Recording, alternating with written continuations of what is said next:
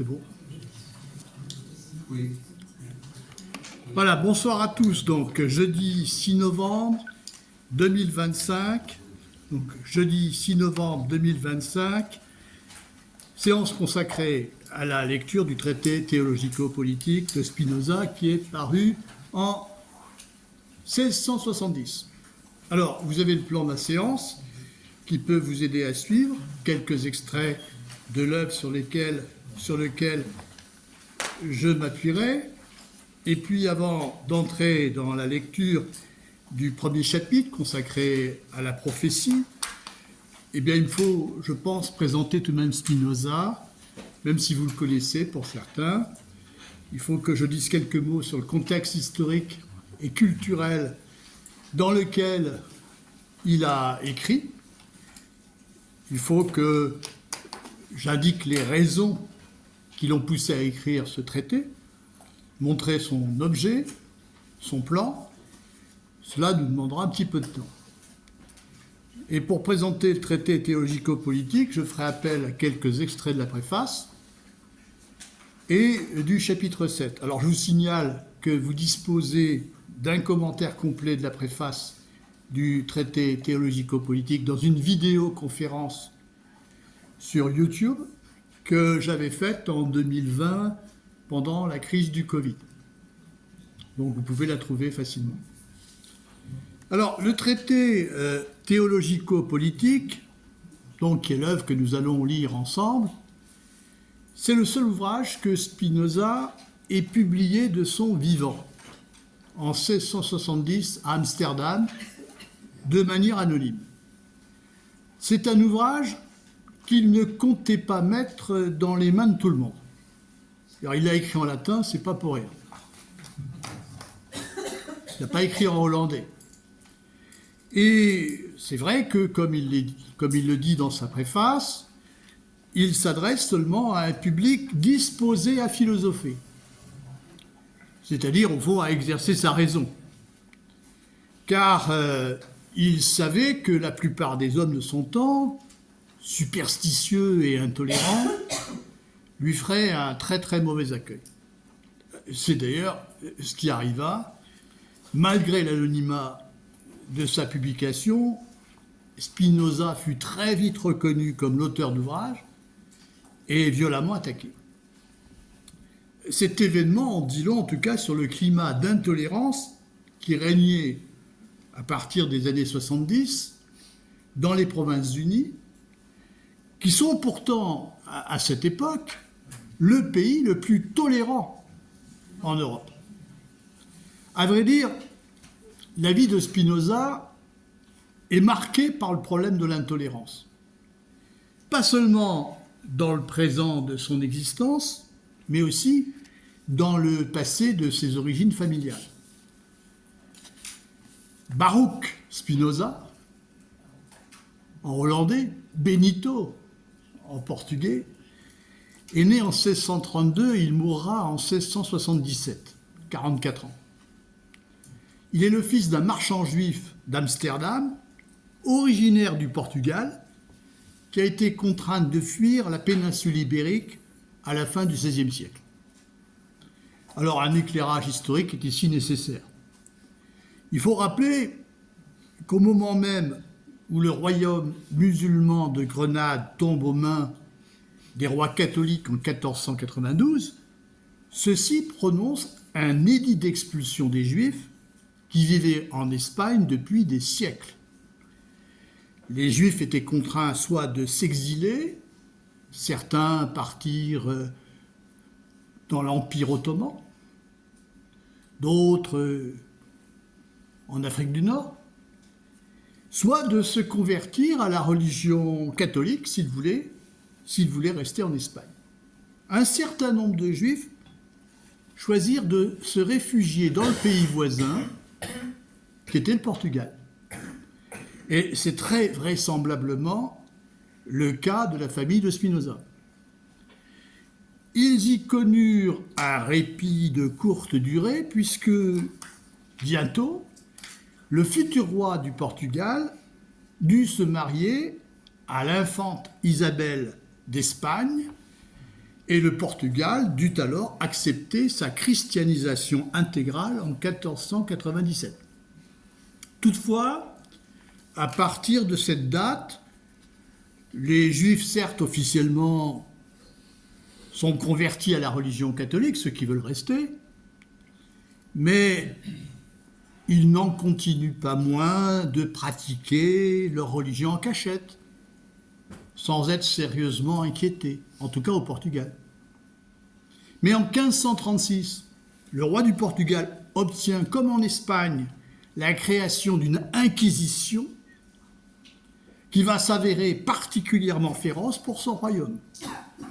Ainsi, la situation de ceux qu'on peut appeler des crypto-juifs devient partout intolérable et dangereuse dans la péninsule ibérique, pas seulement en Espagne, mais aussi désormais au Portugal.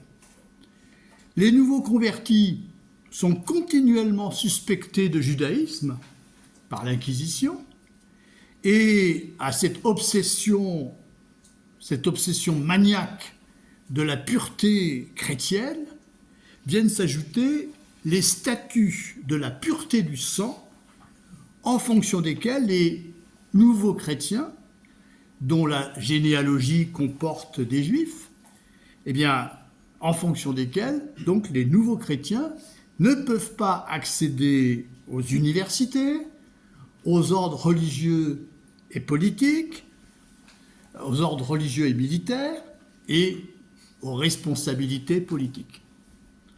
Ces statuts de la pureté du sang reviennent à diviser au fond le pays en deux catégories. Les anciens chrétiens, qui sont purs de toute allégeance ancienne au judaïsme, et puis les nouveaux chrétiens, soupçonnés d'être des crypto-juifs, considérés comme des chrétiens de seconde zone.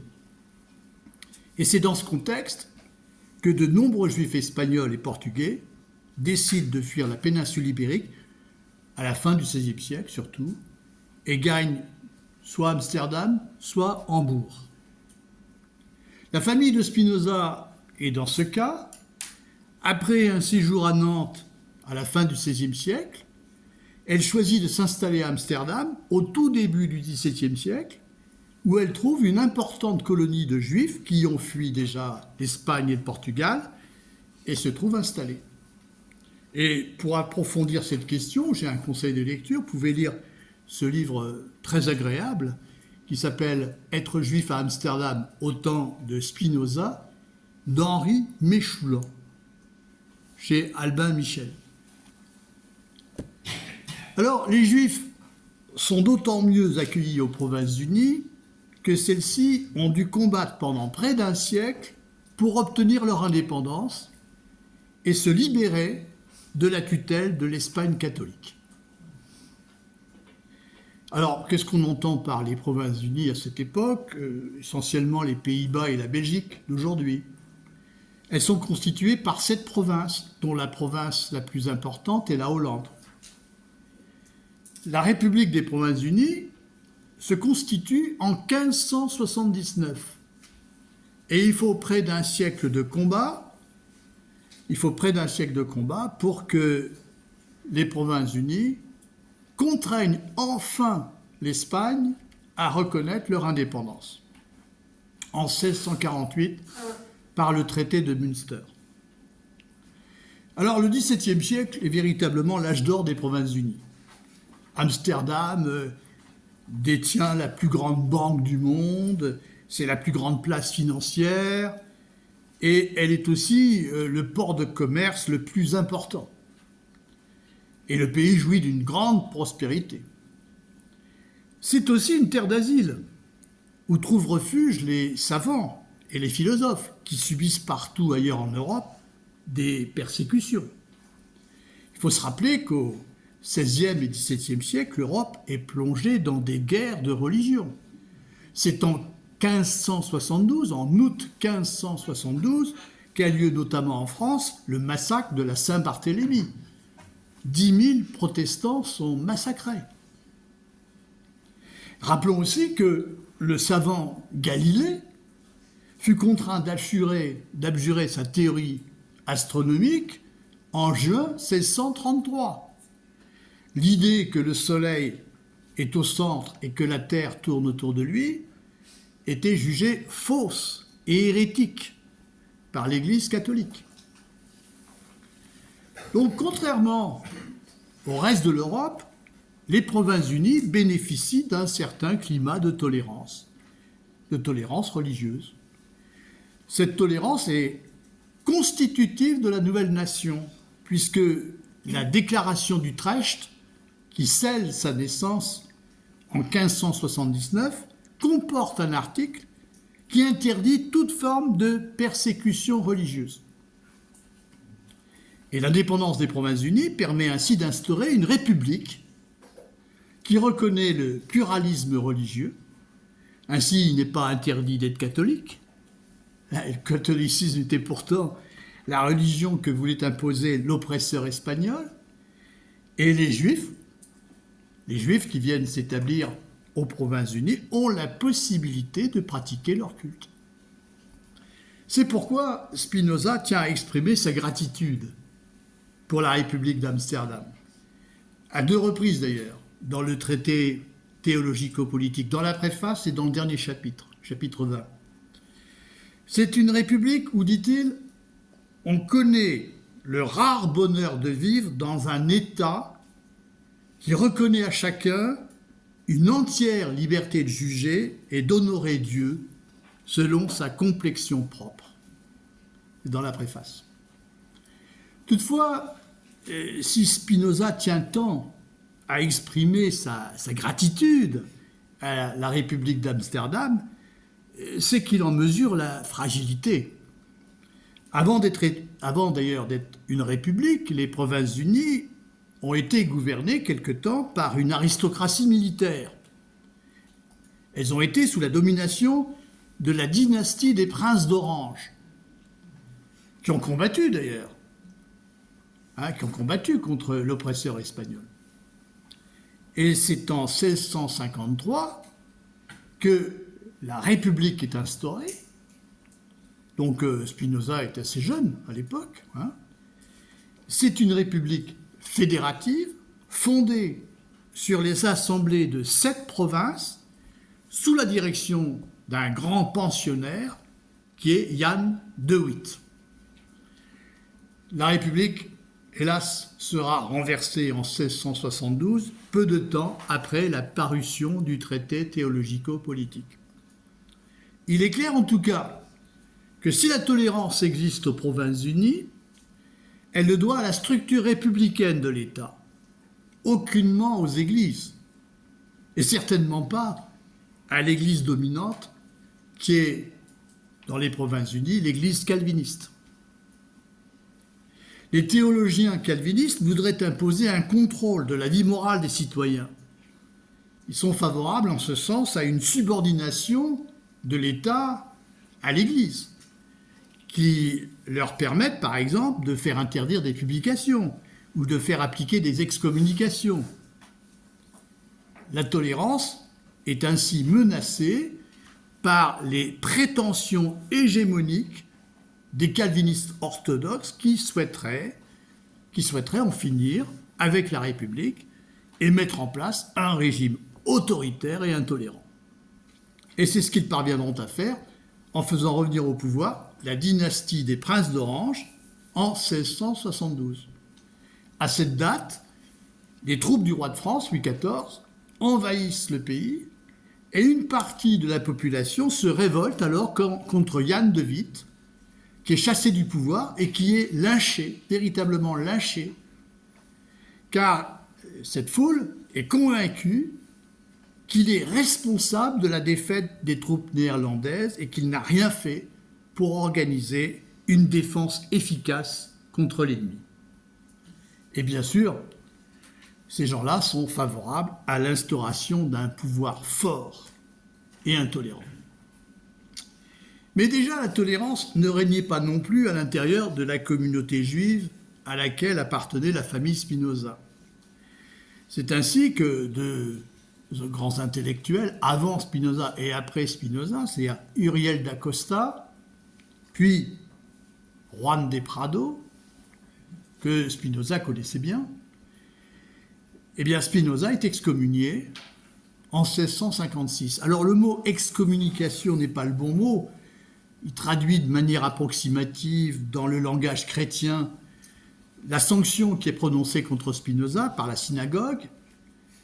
Elle prononce contre lui un herem, H-E-R-E-M. C'est-à-dire qu'il lui est interdit désormais d'avoir le moindre contact avec les membres de la communauté juive et sa famille, et il doit renoncer au commerce et à poursuivre les activités professionnelles de son père qui faisait de l'import-export. Et il doit déménager hors du quartier juif. Alors, qu'est-ce qu'on lui reproche? On lui reproche ses opinions hétérodoxes. Il met en cause l'élection du peuple juif par Dieu. Il nie l'immortalité de l'âme. Et il considère que Dieu n'existe que philosophiquement, comme ce que seule la raison peut concevoir. On aura l'occasion de revoir ça. Alors les rabbins demandent aux autorités civiles d'Amsterdam l'expulsion de Spinoza hors de la ville. Ils n'y arriveront pas tout de suite, puisque ce n'est qu'au bout de 5 ans, sous la pression conjuguée des rabbins et des calvinistes orthodoxes, que Spinoza sera contraint de quitter Amsterdam. Alors, il s'établit dans un petit village, Ringsburg, près de la ville de Leyde, où il fréquente les membres d'une secte protestante libérale, les collégiens, qui ne reconnaissent pas l'autorité de l'Église calviniste et qui revendiquent une entière liberté de pensée. Et c'est à leur contact qu'il va vraiment prendre connaissance du christianisme. Et c'est à Ringsburg également qu'il s'ouvre aussi à la philosophie cartésienne, à la philosophie moderne. Le grand philosophe de référence, c'est Descartes et aussi Thomas Hobbes, sur le plan politique. Et le premier ouvrage d'ailleurs de Spinoza est consacré à un commentaire de la philosophie de Descartes. Alors quand je dis philosophie, à l'époque, philosophie-science, c'est la même chose. Descartes est philosophe, géomètre, physicien. C'est un tout. Et c'est là encore qu'il commence une correspondance importante avec de nombreuses personnalités du monde scientifique, parmi lesquelles des mathématiciens comme Oldenburg, Ude, qui est par ailleurs un bourgmestre de la ville d'Amsterdam, Tschirnhaus, et puis quelques autres, toute une élite intellectuelle, si vous voulez. Et on dit que Spinoza gagnait sa vie comme artisan en polissant des verres à Ringsburg. C'est vrai, mais il ne s'agissait pas d'une activité artisanale anodine. Polir des verres, à l'époque, c'était fabriquer des télescopes et des microscopes. Spinoza, d'ailleurs, a dû apprendre d'abord l'optique en tant que science, en lisant les travaux du philosophe Descartes, avant de polir des verres. Descartes est le premier théoricien de l'optique. C'est à lui qu'on doit les lois de la réflexion et de la réfraction.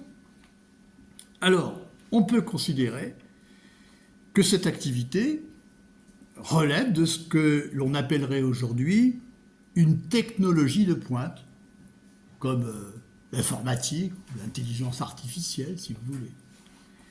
Il faut par ailleurs préciser que s'il avait fallu que Spinoza exerce une activité artisanale à plein temps pour vivre, jamais il n'aurait pu se consacrer à l'étude et à la réflexion. Il n'a pu s'y consacrer que parce qu'il était aidé financièrement par ses amis, qui étaient convaincus de l'importance de son travail intellectuel et qui participaient activement par leurs entretiens avec Spinoza et par leur correspondance.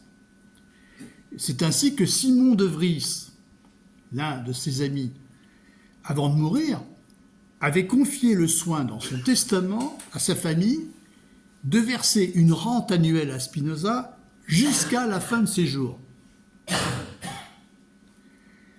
En tout cas, c'est en réaction à la montée de l'intolérance que Spinoza va délaisser temporairement la rédaction de son principal ouvrage, qui est l'Éthique, qu'il a commencé en 1662, pour écrire le fameux traité théologico-politique en 1665 et qu'il achèvera et fera paraître en 1670.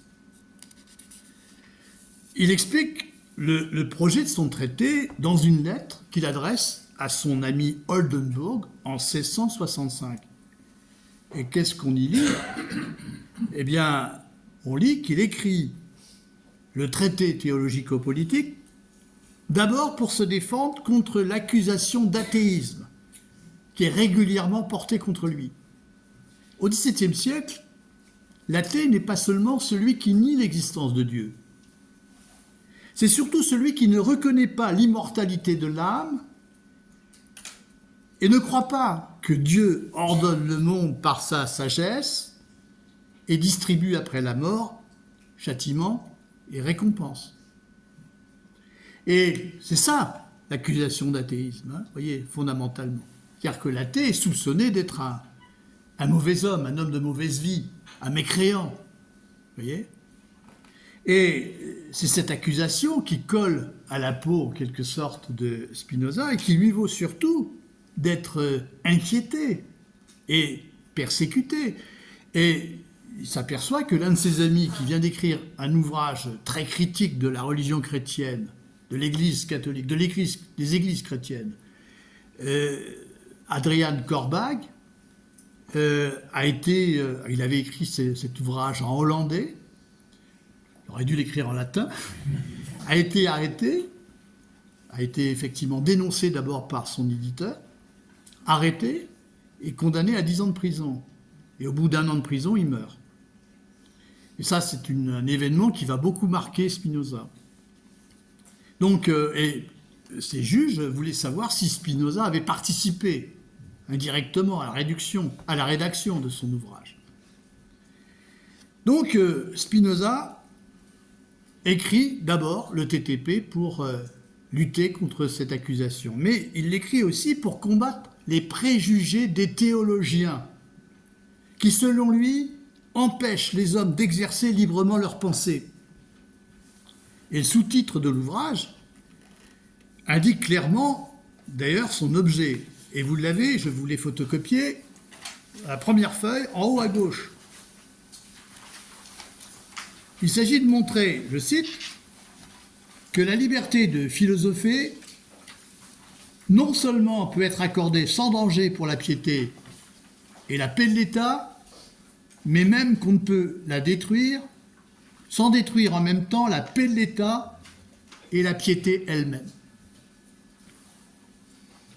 Donc vous voyez, c'est ça l'objet du traité théologico-politique. Alors, la liberté de philosopher, ce n'est pas autre chose que la liberté de penser, d'exercer sa raison, sans être soumis aux préjugés. Pas seulement dans le domaine de ce que nous appelons la philosophie, mais aussi dans celui des sciences. Et la liberté de philosopher, elle a un sens large. Ainsi, le traité théologico-politique est écrit contre les préjugés des théologiens, contre les accusations qu'ils portent contre la liberté de penser, qu'ils accusent d'être nuisibles à la piété, donc à la religion, et à la paix civile. Et Spinoza va montrer que non seulement la liberté de penser ne leur est pas nuisible, mais qu'elle leur est au contraire utile et nécessaire. C'est ce qu'il va montrer dans le traité théologico-politique. Et conformément à ce qu'indique le sous-titre du traité, eh bien, l'ouvrage va être composé de 2 parties. Et nous nous occuperons principalement de la première partie. Il s'agira d'abord, donc c'est la première partie, de confronter la liberté de penser au domaine de la théologie, traité théologico-politique. Il s'agira d'abord de confronter la liberté de penser au domaine de la théologie, c'est-à-dire, ici, il faut comprendre que le domaine de la théologie, c'est le domaine de la piété, le domaine de la religion. Alors, la question c'est, est-ce que la piété impose des limites à la liberté de penser? Est-ce qu'il est nécessaire, pour préserver la piété, de restreindre et d'interdire la liberté de penser? Donc c'est cette première partie que nous aborderons, surtout dans ces premiers chapitres. Et cette première partie, elle va du chapitre 1 au chapitre 15, inclus. Nous laisserons de côté la deuxième partie de l'ouvrage, qui est d'ailleurs plus connue, plus célèbre, peut-être, qui concerne la politique, et qui va des chapitres 16 à 20. Le problème ici, c'est celui de savoir si l'État doit interdire la liberté de penser pour assurer la paix civile. Si la discussion entre des opinions opposées ne risque pas, vous voyez, d'entraîner la guerre, le conflit entre les citoyens. Parce qu'il ne faut pas que l'État, ici, interdise, limite la liberté de penser pour obtenir la paix civile. Alors, avant de commencer la lecture des premiers chapitres, je voudrais montrer les causes qui ont déterminé Spinoza à rédiger son traité. Qu'est-ce qui a poussé Spinoza à rédiger son traité? Et sur ce point, sa préface est très éclairante. Alors, je n'en ferai pas le commentaire intégral, puisque je vous renvoie ici à ce que j'ai fait dans une vidéoconférence qui est disponible sur YouTube, commentaire de la préface du traité théologico-politique. Alors, je lis dans la préface, et vous lirez avec moi, deuxième colonne, à partir de la ligne 80.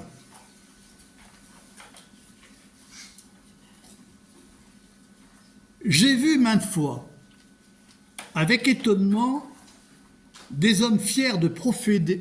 Je reprends.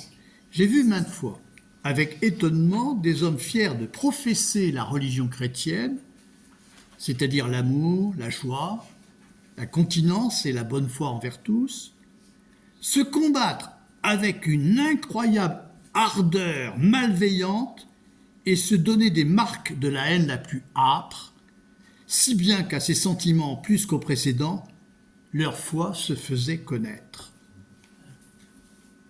Voilà le spectacle étonnant qui va susciter l'interrogation de Spinoza. C'est le spectacle étonnant de l'intolérance religieuse dont font preuve les chrétiens. Ici, les chrétiens, c'est aussi bien les catholiques que les calvinistes et d'autres encore, qu'on peut observer effectivement à son époque en Europe. C'est ce spectacle qui suscite son interrogation et le pousse à écrire le traité théologico-politique. Alors, les uns et les autres, je parle des chrétiens, prêchent fièrement les vertus évangéliques, l'amour, la joie, la bonne foi, mais cela ne les empêche pas de s'opposer les uns aux autres avec la haine la plus âpre, dit Spinoza. Ainsi, loin que la foi des chrétiens consiste dans l'amour du prochain, elle consiste plutôt dans la haine à l'égard de ceux qui ne partagent pas les mêmes dogmes et sont combattus comme des hérétiques. Alors comment comprendre que la religion chrétienne qui professe l'amour du prochain se transforme ainsi en instrument de haine? Telle est l'énigme. On observe encore cet étonnant spectacle lorsque l'on voit la manière dont les chrétiens abordent l'écriture. J'entends par là la Bible. Et ici, il faut se reporter au début du chapitre 7, que vous avez, page 2. Les premières lignes du chapitre 7. Chapitre 7 qui traite de l'interprétation de l'écriture. Tout le monde dit bien que l'écriture sainte est la parole de Dieu et qu'elle enseigne aux hommes la béatitude vraie ou la voie du salut. La conduite des hommes montre tout autre chose. Car le vulgaire, c'est au fond l'opinion courante, enfin, le vulgus, c'est le peuple, au sens péjoratif, hein, la foule. Car le vulgaire ne paraît se soucier de rien moins que de vivre suivant les enseignements de l'Écriture sainte.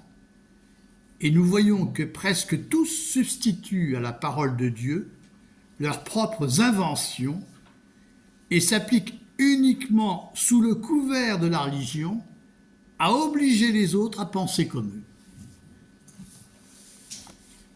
La Bible est ainsi devenue un instrument de haine et de discorde, puisque les uns et les autres prétendent être les détenteurs de la vérité de son enseignement et invoquant pour eux la sacralité du texte, ils prétendent faire taire ceux qui en proposent une lecture différente. Et alors que, c'est ce que nous verrons, hein, alors que la Bible n'enseigne rien d'autre que la pratique de la justice et de la charité. C'est son enseignement, quels que soient d'ailleurs les prophètes. Eh bien, les théologiens leur prêtent, ou plutôt, les théologiens lui prêtent à la Bible, leurs propres inventions, leurs propres jugements arbitraires, et ils les font passer ainsi pour un enseignement divin auquel il serait sacrilège de désobéir. Je vous propose de lire la suite du passage. Ligne 9. Nous voyons, dis-je, les théologiens inquiets pour la plupart du moyen de tirer des livres sacrés en leur faisant violence, leurs propres inventions et leurs jugements arbitraires et de les abriter sous l'autorité divine. Fin de citation. Donc vous voyez que la religion, ainsi que le texte sacré sur lequel elle s'appuie, eh bien la religion devient un véritable enjeu de pouvoir. L'essentiel n'est plus alors d'aimer son prochain, l'essentiel c'est d'avoir raison contre ceux qui ne partagent pas les mêmes dogmes. Et on a raison contre eux parce qu'on prétend invoquer pour soi l'autorité du livre. La foi ne se manifeste plus par des actes de justice et de charité, mais elle consiste à se conformer à la vraie religion, c'est-à-dire la religion dont les dogmes sont tenus pour vrais, en adoptant les discours et les rites qui conviennent, et à se démarquer de cette façon, de manière ostentatoire, de ceux dont la religion est déclarée fausse. Alors, là encore, lisons un autre extrait tout à fait parlant qui décrit très très bien la situation. Retournez à la page 1, ligne 86 à 93. Deuxième colonne. Voilà longtemps déjà, les choses en sont venues au point qu'il est presque impossible de savoir ce qu'est un homme, chrétien, turc, juif ou idolâtre, sinon à sa tenue extérieure et à son vêtement, ou à ce qu'il fréquente telle ou telle église, ou enfin à ce qu'il est attaché à telle ou telle opinion et jure sur la parole de tel ou tel maître. Pour le reste, leur vie à tous est la même. C'est-à-dire qu'ils sont tous dans la haine. Ce qui compte donc désormais, pour ces hommes, en matière de religion, c'est le culte extérieur. Ce sont les signes d'une appartenance. La religion devient essentiellement l'affaire d'une église, d'une communauté à laquelle il est essentiel de montrer qu'on se rattache par sa tenue extérieure, par son vêtement ou par les paroles qu'on répète rituellement. Encore une fois, c'est vraiment l'énigme. Comment expliquer cette perversion de la religion, cette dénaturation de la religion? Comment expliquer qu'elle devienne une affaire qui oppose des églises, des communautés, comme on dit aujourd'hui, voire des civilisations, et qu'elle devienne ainsi une marque d'identité. Et qu'elle puisse évidemment, alors, engendrer l'intolérance à l'égard des hommes qui ne partagent pas le même culte. Alors, il y a une première cause à ce phénomène de perversion. C'est, comme l'explique Spinoza, je cite, « l'ambition et l'avidité sordide de quelques hommes qui cherchent le moyen d'exercer une domination au sein de l'Église pour bénéficier de ses avantages et avoir un pouvoir sur les esprits. » Quand la religion devient un enjeu de pouvoir, il n'est pas étonnant que ce soit les hommes les plus méchants, et l'expression est de Spinoza, il n'est pas étonnant que ce soit les hommes les plus méchants qui cherchent à exercer les fonctions sacerdotales. Car ces fonctions sont l'occasion de recevoir des honneurs et aussi des prébendes. Et Spinoza écrit ainsi dans la préface, ligne 99 à 112, donc toujours page 1, ligne 99. « Dès que cet abus a commencé dans l'Église, en effet, un appétit sans mesure d'exercer les fonctions sacerdotales a pénétré dans le cœur des plus méchants. L'amour de propager la foi en Dieu a fait place à une ambition et à une avidité sordide. Le temple même a dégénéré en un théâtre où l'on entendit non des docteurs mais des orateurs d'église, dont aucun n'avait le désir d'instruire le peuple, mais celui de le ravir d'admiration, de reprendre publiquement les dissidents, de n'enseigner que des choses nouvelles, inaccoutumées, propres à frapper le vulgaire d'étonnement. De là, en vérité, ont dû naître de grandes luttes, de l'envie et une haine que les années écoulées furent impuissantes à apaiser.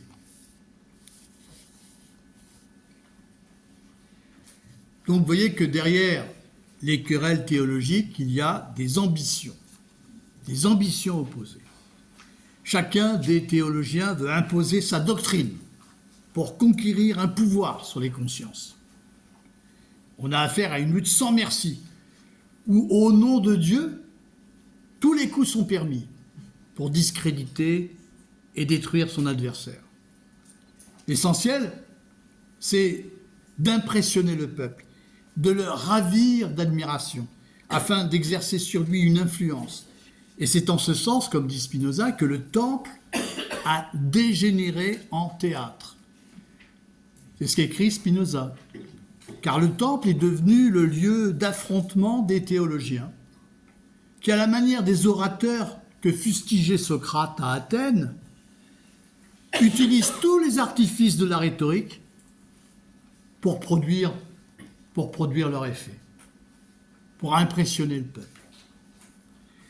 Toutefois, une chose est certaine, l'ambition des théologiens n'aurait pas d'efficacité si les hommes auxquels ils s'adressent n'étaient pas des gens enclins à la superstition.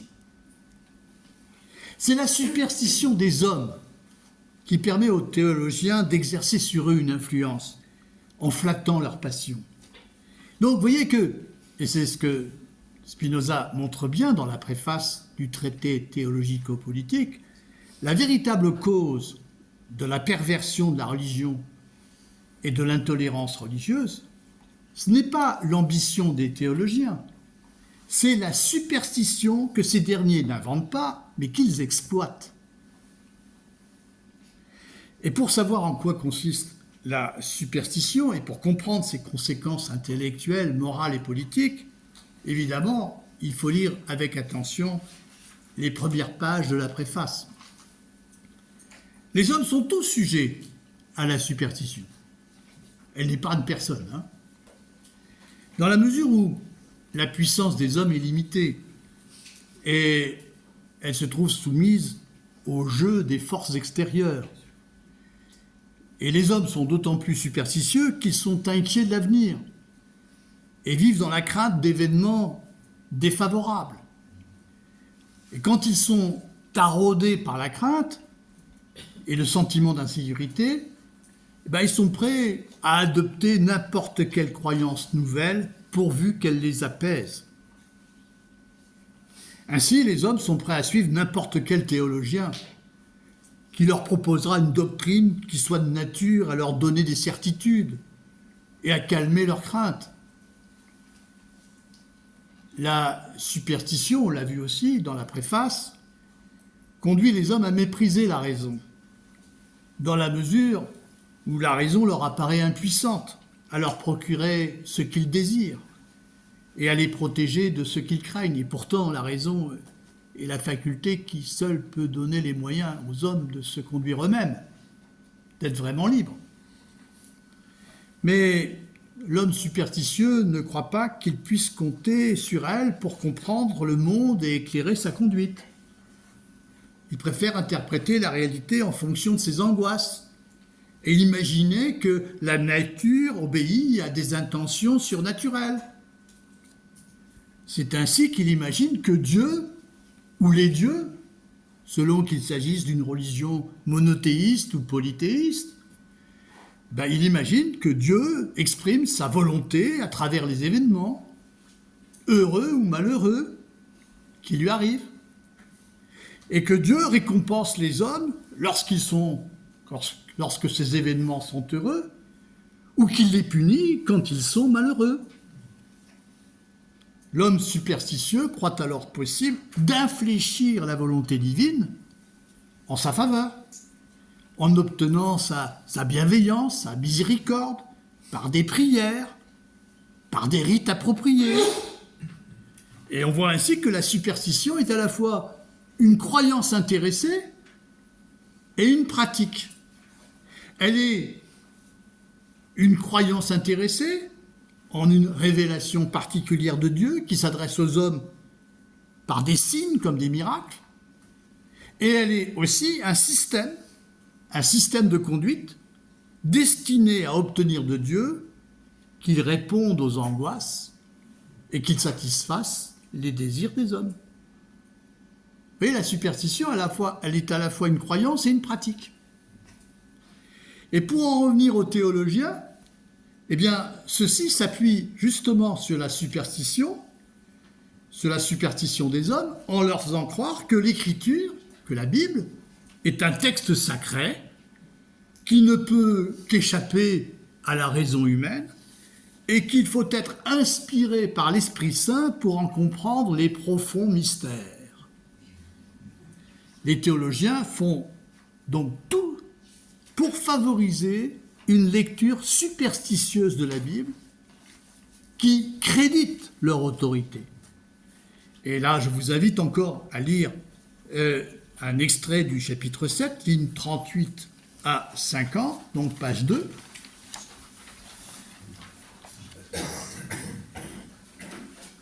Ligne 38.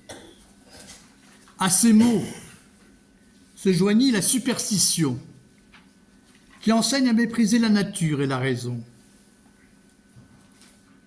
à admirer et à vénérer cela seulement qui leur contredit, comme les miracles par exemple.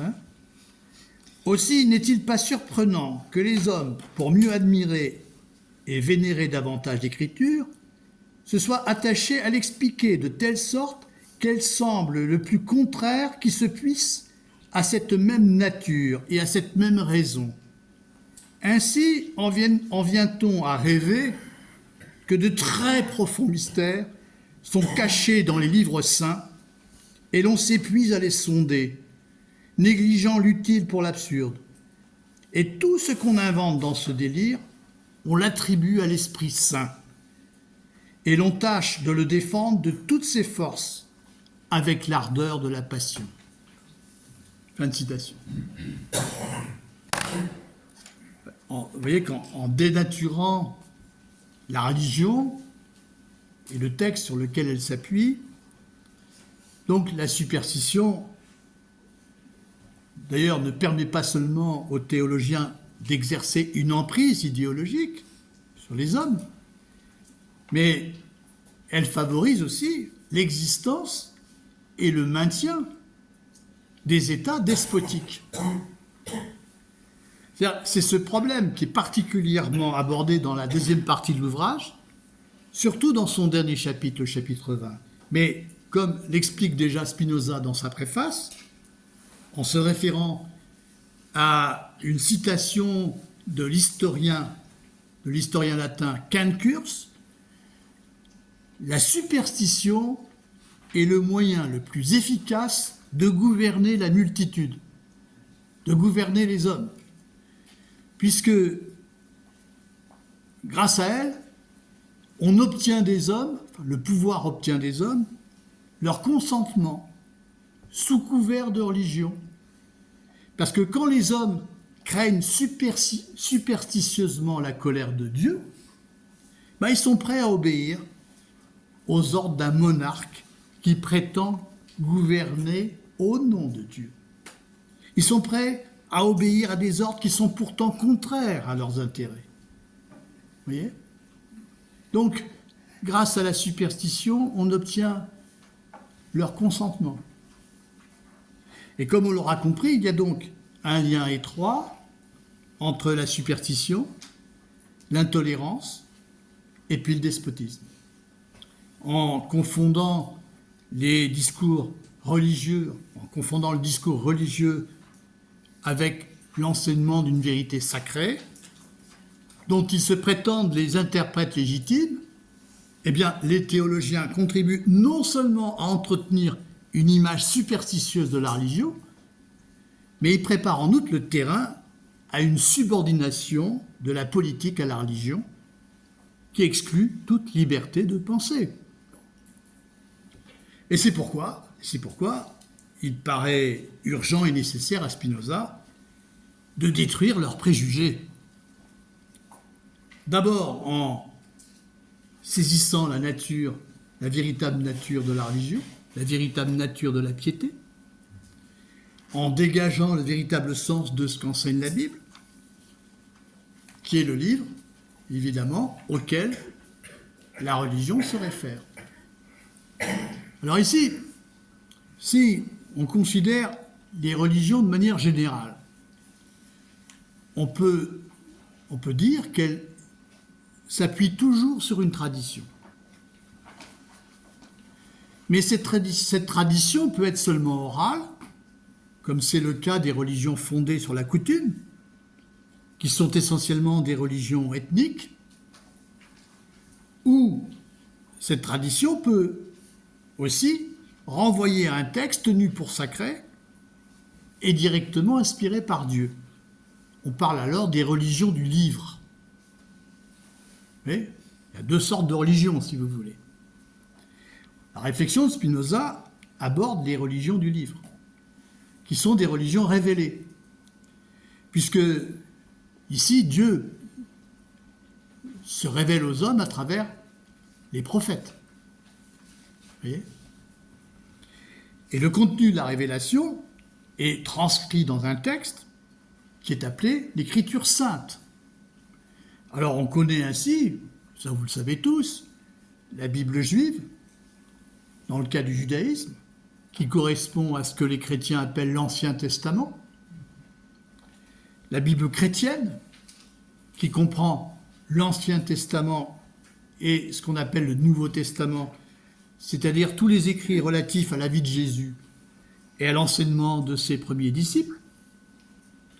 Et puis vous avez le Coran, qui est un livre censé avoir été donné d'une seule fois, une fois pour toutes, à Mahomet, son prophète. Donc, vous avez trois sortes de religions du livre. Alors, Spinoza connaît très peu la religion musulmane, il n'en parle pas. Il se réfère à la Bible et restreint donc son étude au judaïsme et au christianisme. Alors, il est temps maintenant d'aborder la lecture de ces deux premiers chapitres du traité théologico-politique qui sont consacrés pour le premier à la prophétie et pour le second au prophète. Les prophètes ont une place importante dans la religion dans la religion juive, dans la Bible juive, ou dans ce que les chrétiens appellent l'Ancien Testament. Puisque c'est par le prophète que Dieu s'adresse aux hommes. C'est par lui, c'est par l'intermédiaire du prophète que Dieu révèle sa parole. Et le prophète parle ainsi au nom de Dieu. Alors, je commencerai par résumer la démarche de Spinoza dans les 2 premiers chapitres que nous allons lire attentivement. Parce que ça peut être ici utile. Vous verrez qu'après avoir défini d'abord la prophétie, selon l'usage qu'en font ordinairement les hommes, la prophétie se présente comme une connaissance d'origine surnaturelle, elle se présente comme une révélation d'origine divine. Et bien après avoir défini donc ainsi la prophétie, Spinoza va se démarquer de cette définition et il va mettre en question l'idée d'une révélation divine. Et à la fin de son premier chapitre, vous le verrez, il s'oppose à la définition initiale qu'il a donnée de la prophétie, qui au fond est conforme à ce que les hommes en pensent en général. Et il conclut que, loin d'être une connaissance certaine qui vient d'un Dieu transcendant, la prophétie est plutôt la production de l'imagination des prophètes. Elle est la production de l'imagination des prophètes. Alors, cette conclusion ne conduit pas pour autant Spinoza à considérer la prophétie comme un énoncé complètement faux, comme une fiction purement arbitraire, voire mensongère, dénuée de toute valeur. Ce n'est pas la conclusion qu'il va faire. Non, mais il va montrer justement que la prophétie, certes, c'est un produit de l'imagination des prophètes, mais ce n'est pas n'importe quelle production de l'imagination. La prophétie, d'abord, elle est reconnue par les hommes à qui s'adresse le prophète. Elle s'impose aux hommes, et il faut que le prophète ait de grandes qualités, dont on verra quelles sont ces qualités, pour effectivement se faire en quelque sorte accréditer par les hommes. Donc la prophétie, c'est pas n'importe quoi. Elle joue un rôle très important auprès des hommes, auprès d'une collectivité. Et le prophète, si vous voulez, il a un rôle moral considérable. Vous voyez, il s'impose surtout de manière morale. Et au fond, c'est ce que montrera le second chapitre. Il examinera ici le rôle des prophètes et les raisons de leur crédibilité auprès des autres hommes. Et on verra surtout que le prophète, finalement, il a surtout pour fonction de conduire les mœurs des hommes, de les ramener en quelque sorte dans le droit chemin. Vous voyez ? Et c'est ça qui est le plus important. Évidemment, Spinoza ne croit pas que Dieu se révèle, on verra, on va voir pourquoi, que Dieu personnellement se révèle à travers la parole du prophète. Ça, c'est ce que, effectivement, les hommes disent de la prophétie, mais ils n'adhèrent pas, évidemment, à ce récit, sur le plan théorique. Donc, comme je le disais, je commence maintenant la lecture du premier chapitre. Le premier chapitre commence par une définition de la prophétie qui correspond à l'usage que les hommes donnent ordinairement à ce terme. Et là, vous lisez avec moi, page 3, la définition que j'ai soulignée, qui se trouve au début du chapitre. Une prophétie, une révélation, pour Spinoza, les termes sont synonymes. Une prophétie ou révélation est la connaissance certaine, révélée aux hommes par Dieu, d'une chose quelconque. Donc une prophétie, c'est un message d'origine divine, surnaturel, transmis aux hommes par l'intermédiaire d'un prophète. Et vous voyez que la prophétie a ainsi une structure ternaire Elle a une structure ternaire, c'est-à-dire il y a trois personnages, puisque entre sa source divine et son destinataire, c'est-à-dire les hommes auxquels Dieu s'adresse, il y a un intermédiaire, il y a un médiateur, et ce médiateur, c'est le prophète, qui transmet la parole divine. Et de ce fait, il y a une inégalité entre le prophète et les hommes auxquels il transmet et traduit le message divin. Ils ne sont pas sur le même pied.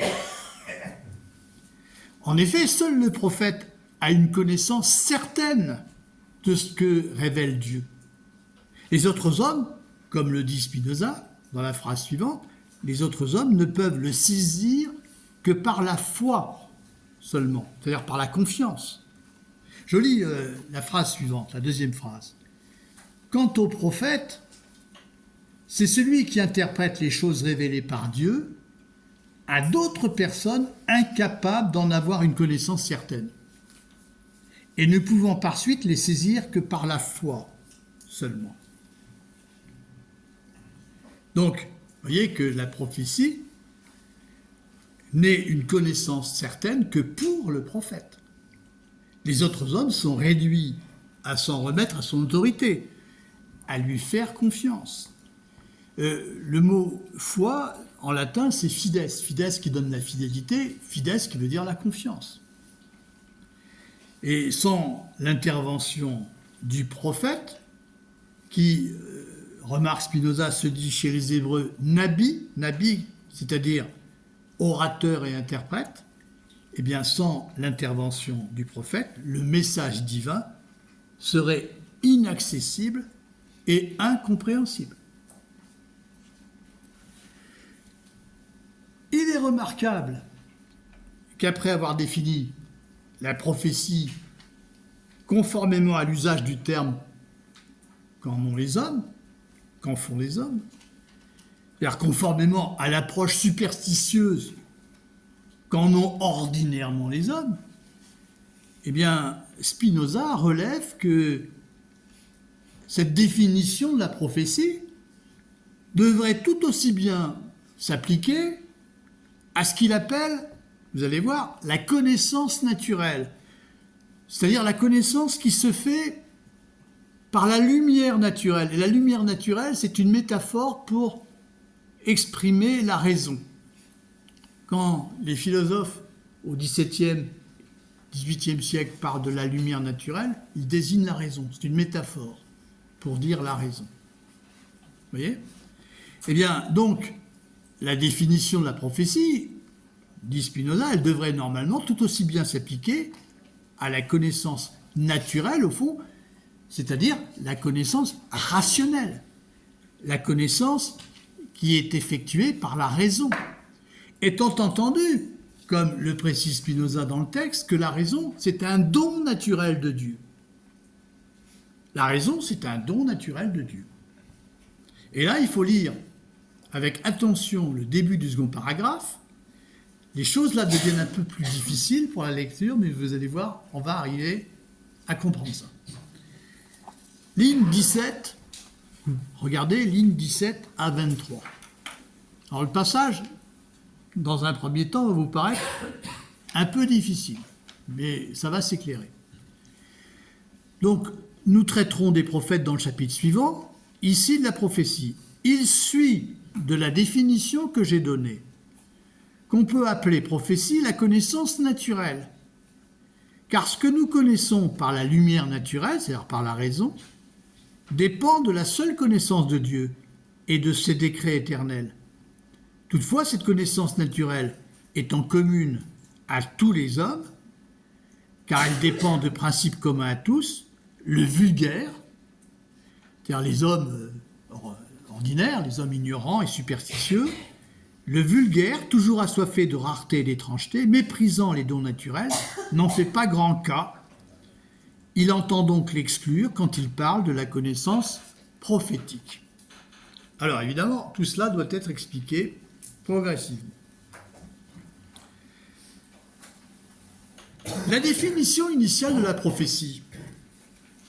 Rappelez-vous cette définition. C'est une connaissance certaine révélée par Dieu. Eh bien, cette définition, normalement, elle devrait inclure la connaissance naturelle, qui n'est pas autre chose que la connaissance rationnelle, c'est-à-dire la science, en fait. Car la connaissance naturelle aussi est une révélation qui vient de Dieu, qui a fait don aux hommes de la raison.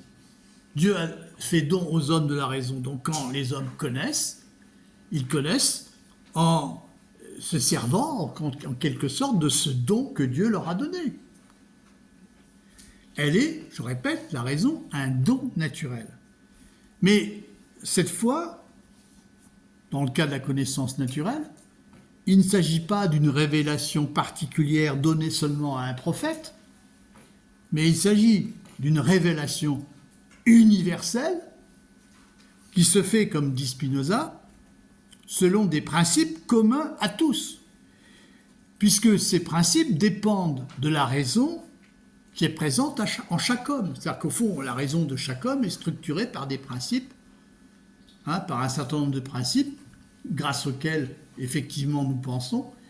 Et ces principes, ils sont communs à tous les hommes, puisque tous les hommes possèdent la raison.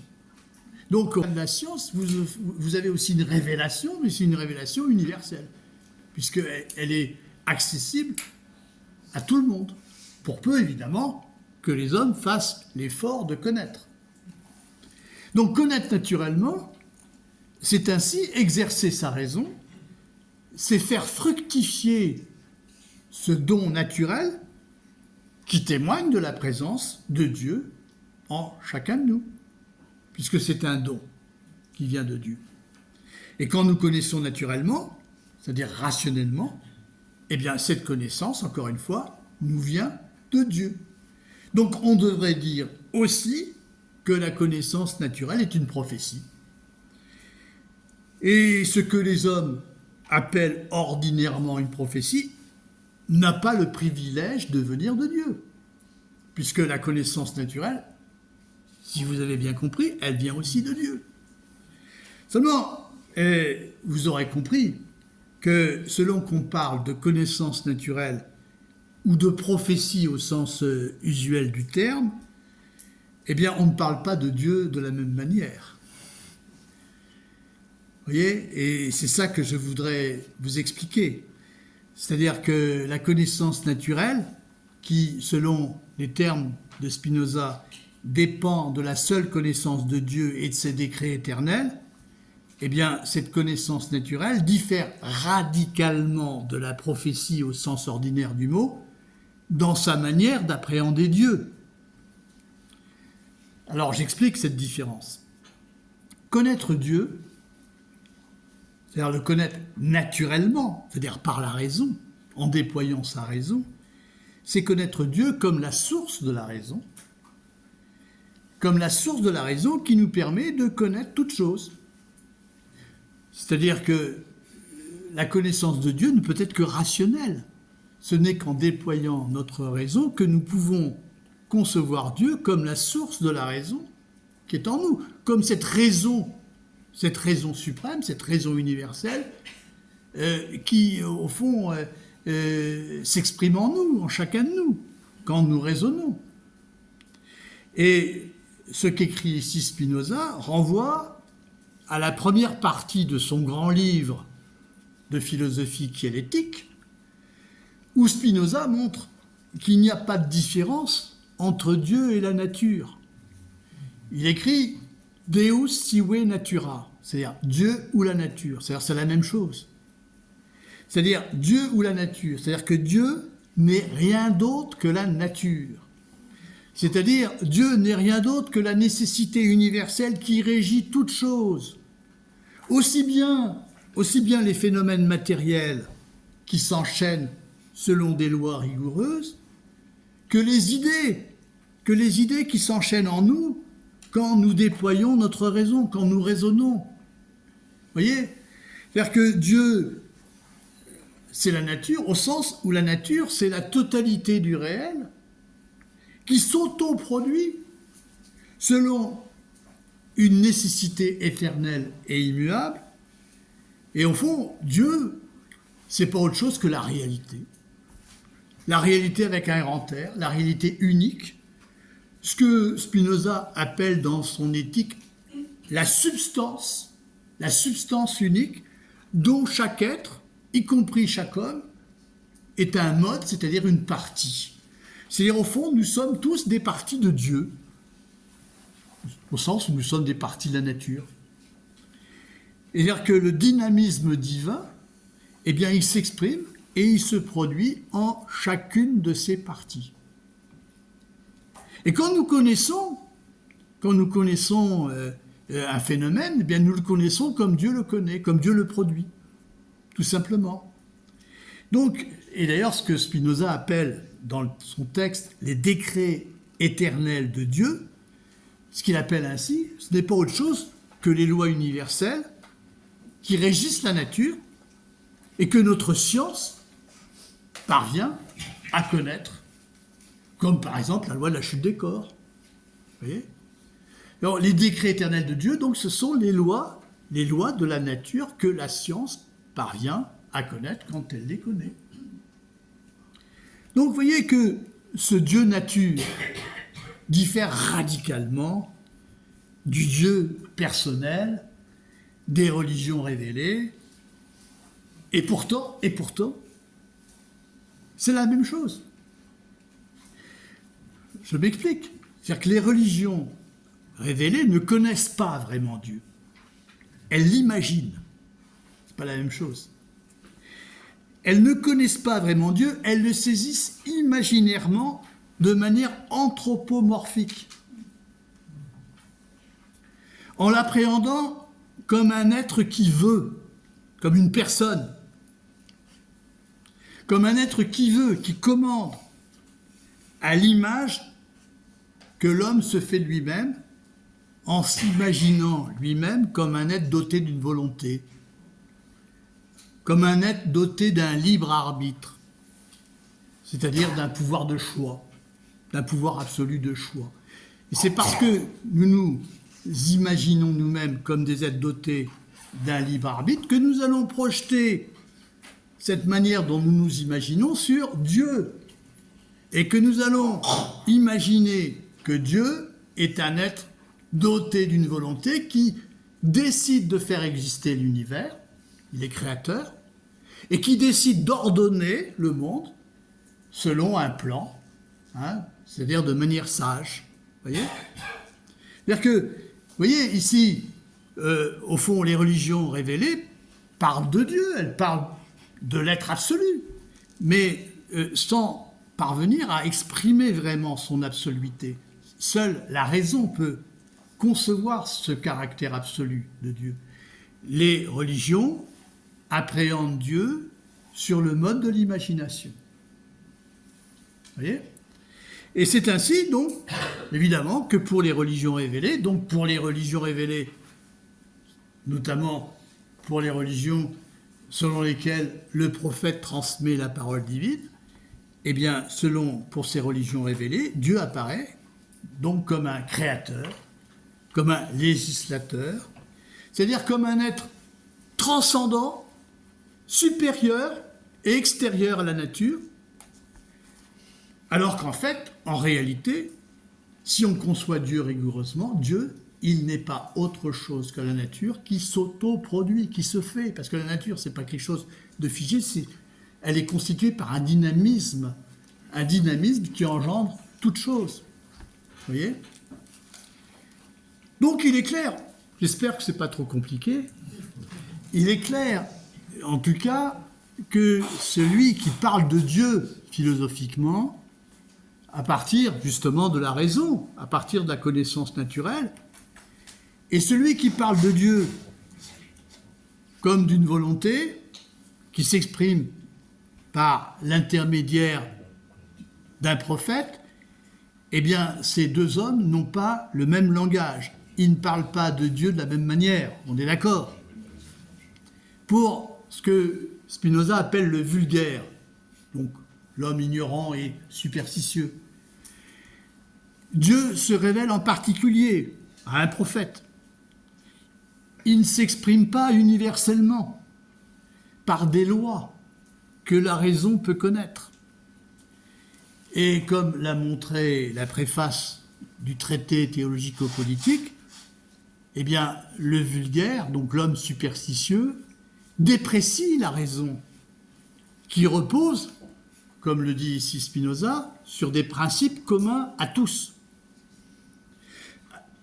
Il déprécie la raison. La raison, on l'a vu, on l'a dit tout à l'heure, la raison est quelque chose qui lui paraît finalement vil et sans intérêt. Hein. Et à l'inverse, l'aspect étrange et mystérieux des prophéties lui paraît le signe par excellence d'une connaissance supérieure qui seule mérite son intérêt. Le caractère rare et étrange de la prophétie, son caractère extraordinaire, son caractère exceptionnel, lui apparaît comme l'expression privilégiée de Dieu, comme la preuve qu'il est au-delà de la nature, qu'il est surnaturel. Vous voyez ?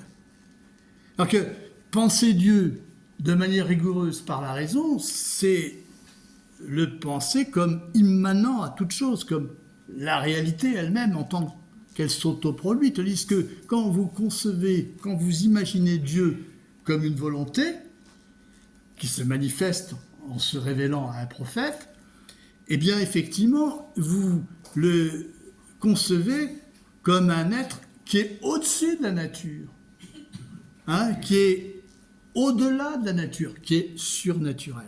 Vous voyez ? Donc c'est pourquoi, eh bien, cet homme qui croit que Dieu se révèle à travers des prophéties, eh bien cet homme ne peut envisager que la définition de la prophétie comme connaissance certaine révélée aux hommes par Dieu. Il ne peut pas envisager, cet homme, que cette définition de la prophétie puisse s'appliquer à la connaissance naturelle, à la connaissance rationnelle. Et comme on le voit au début du premier chapitre, toute la stratégie de Spinoza consiste à se démarquer, vous voyez, de l'approche superstitieuse qui commande ordinairement la définition de la prophétie, et sans affirmer encore que seule la connaissance naturelle est une vraie connaissance, sans affirmer encore que seule la connaissance naturelle possède une vraie certitude sur le plan du savoir, sur le plan théorique, il tient à montrer au moins que sur le plan justement du savoir, sur le plan de la certitude, elle n'a rien à envier à la prophétie qui n'apparaît certaine qu'au seul prophète.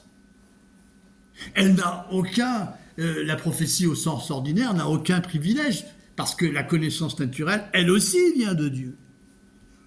Donc, et si on compare la connaissance naturelle et la prophétie en tant que mode de connaissance, eh bien, la comparaison est à l'avantage de la première. La connaissance naturelle a l'avantage d'être accessible à tous les hommes. Ainsi, et c'est ce qu'il va montrer dans un passage que on va lire ensemble, ainsi les hommes qui sont enseignés par un savant, une loi de la nature, c'est-à-dire un décret éternel de Dieu. Eh bien, les hommes qui se font enseigner par ce savant une loi de la nature, eh bien, comprennent cette vérité avec la même certitude que le savant qui la leur enseigne.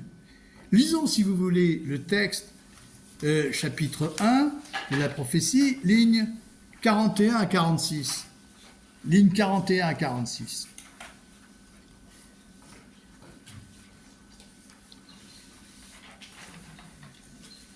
Je lis. Toute divine, cependant, qu'est la science naturelle. On ne peut nommer prophètes ceux qui en sont les propagateurs. Car ce qu'ils enseignent, les autres hommes peuvent le percevoir et le saisir tout aussi bien qu'eux. Et avec une certitude égale, non par la foi seule. C'est-à-dire ici, prenons un exemple. Prenons l'exemple de Galilée. Galilée enseigne celui qui élabore la loi de la chute des corps, celui qui conçoit l'hypothèse héliocentrique. Lorsque Galilée enseigne aux autres hommes la loi de la chute des corps, démontre ce qu'il avance. eh bien, aussitôt que les autres hommes ont compris la loi qu'il enseignait, eh bien, ils la comprennent avec une certitude égale à celle de Galilée. Ils ne comprennent pas moins bien, ils ne comprennent pas plus, ils comprennent d'une certitude égale ce que leur enseigne Galilée. Et en ce sens, il n'y a aucune supériorité du savant sur ses disciples. Il n'y a aucune supériorité de celui qui enseigne sur celui qui est enseigné. En ce sens, puisque c'est par la raison qu'ils comprennent également. Contrairement aux prophètes auxquels les autres hommes doivent faire confiance lorsqu'il leur transmet la parole de Dieu. C'est-à-dire, au fond, on pourrait aller jusqu'à dire que la connaissance naturelle, bon, c'est une prophétie sans prophète, en quelque sorte. On n'a pas besoin de prophète. Dès lors que celui qui a compris un décret éternel de Dieu, une loi naturelle, eh bien, dès lors qu'il l'explique, eh bien, les autres comprennent aussitôt. Vous voyez ? Alors, un passage du texte pourrait laisser penser que Spinoza affirme tout de même une supériorité de la prophétie sur la connaissance naturelle. On pourrait penser qu'il y a un passage qui contredit tout ce que je viens de vous dire. Mais je voudrais vous montrer que il n'en est rien. En fait, je veux dire qu'on risque de mal comprendre ce passage en le lisant trop vite. Et je voudrais, avec vous, lire d'abord ce passage. Ligne 30 à 34. Ligne 30, vous avez repéré ? Alors, elle, c'est la connaissance naturelle. Elle diffère d'ailleurs de celle que tous nomment divine, tous, c'est-à-dire les hommes ignorants, superstitieux, qui nomment divine seulement la prophétie au sens usuel. Elle diffère d'ailleurs de celle que tous nomment divine en ce point seulement que cette dernière s'étend au-delà des limites de la première et ne peut s'expliquer par les lois de la nature humaine considérées en elle-même. Je relis ce passage. Elle, dans la connaissance naturelle, la connaissance rationnelle, diffère d'ailleurs de celle que tous nomment divine, en ce point seulement que cette dernière s'étend au-delà des limites de la première et ne peut s'expliquer par les lois de la nature humaine considérées en elle-même. Alors, si on lit trop rapidement ce passage, on peut être incité à croire que la prophétie, donc, est une connaissance supérieure qui serait capable d'aller au-delà des limites de la connaissance naturelle, c'est-à-dire de la raison, et de s'élever au surnaturel. Vous voyez ? Donc que la connaissance prophétique, la prophétie, serait supérieure à la connaissance naturelle parce qu'elle serait capable de s'élever à un ordre de réalité supérieur. Vous voyez ? Elle irait au-dessus. Mais si vous regardez bien le texte, ce n'est pas ce que dit Spinoza. Au-delà des limites de la connaissance naturelle, ça ne veut pas dire au-delà de la nature. Ça ne veut pas dire au-delà de la nature, attention. Et c'est vrai qu'on est très vite enclin à confondre, on est tenté par cette première interprétation si on lit trop vite. Ce qui serait d'ailleurs à ce moment-là totalement contradictoire avec tout ce que dit par ailleurs Spinoza.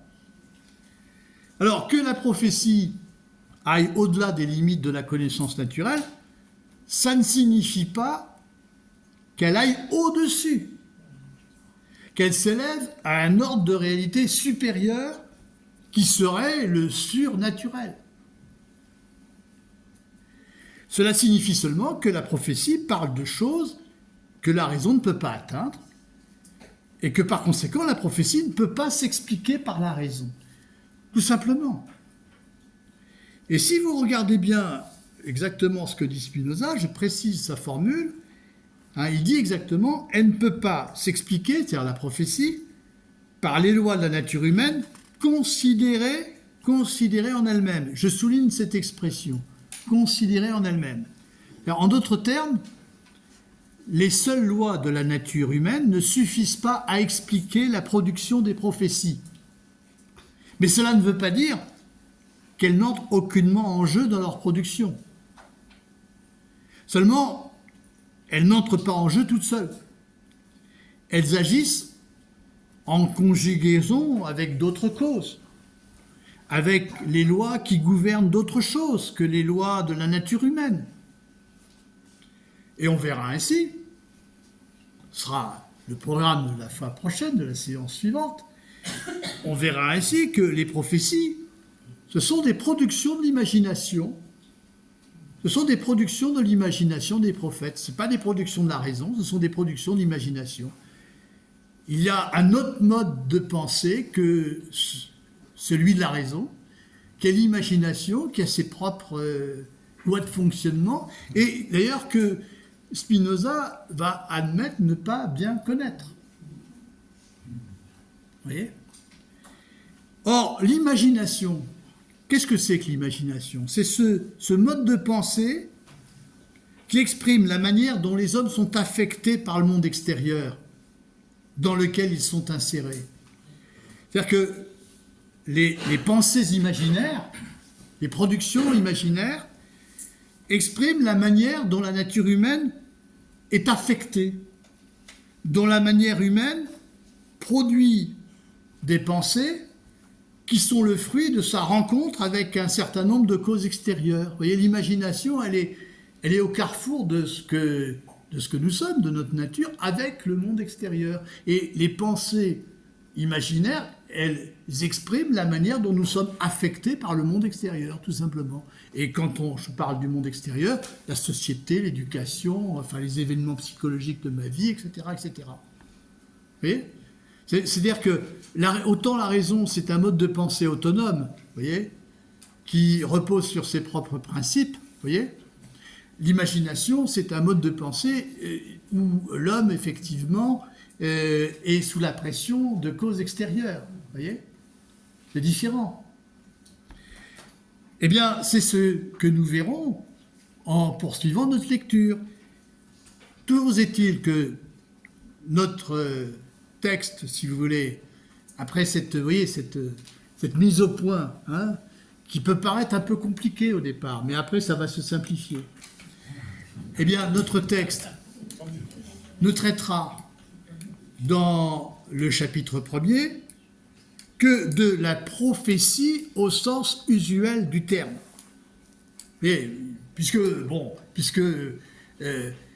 le sens commun, puisque l'usage ne veut pas inclure la connaissance naturelle dans la définition de la prophétie, pour les raisons que nous avons indiquées, et bien maintenant, laissons ça, nous n'allons parler que de la prophétie au sens ordinaire du mot, tel que les hommes en parlent. Et donc la question à ce moment-là sera celle de savoir à quoi on reconnaît une prophétie. Qu'est-ce qui caractérise une prophétie ? Et là, je cite Spinoza, ligne 69 à 76. Ligne 69 à 76. Alors là, je suis désolé, le texte n'est pas très beau, mais on va réussir à le déchiffrer. Tous ceux, c'est tout en fait en bas et en haut, tous ceux, cependant, qui peut être dit de ces causes et moyens, doit être tiré de la seule écriture. Que pouvons-nous dire en effet sur des choses dépendant des limites, que pouvons-nous dire en effet des choses dépassant, les limites de notre entendement, hors de ce qu'ont transmis les prophètes eux-mêmes, soit oralement, soit par écrit. Et n'ayant aujourd'hui nul prophète, que je sache, il ne nous reste qu'à dérouler les volumes sacrés à nous laisser par les prophètes. Vous avez réussi à déchiffrer ? Bon. Alors, au fond, l'idée là est très simple. Puisqu'on ne peut pas expliquer les prophéties par la raison, puisqu'on ne peut pas en avoir une intelligence, puisqu'on ne peut pas avoir une intelligence des causes de leur production. Eh bien, il faut les étudier telles qu'elles nous sont transmises par les prophètes.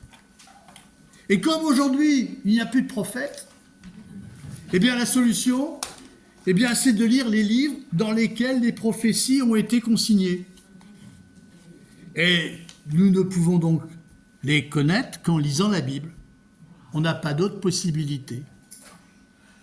Alors, je voulais juste faire une petite remarque au passage, c'est que ce que dit Spinoza est ici assez contestable. Et il le sait très bien. Il le sait très bien parce qu'il est en train de vous dire, en train de nous dire qu'aujourd'hui, il n'y a plus de prophètes.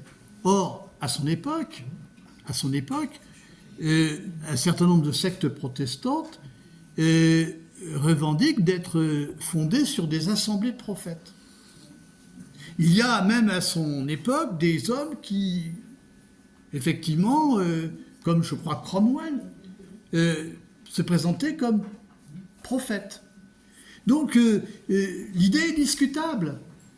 D'une certaine façon, ici, Spinoza se rallie à l'opinion que les églises instituées ont des prophètes, parce que pour les églises instituées, au fond, la prophétie, c'est quelque chose qui est de l'ordre du passé.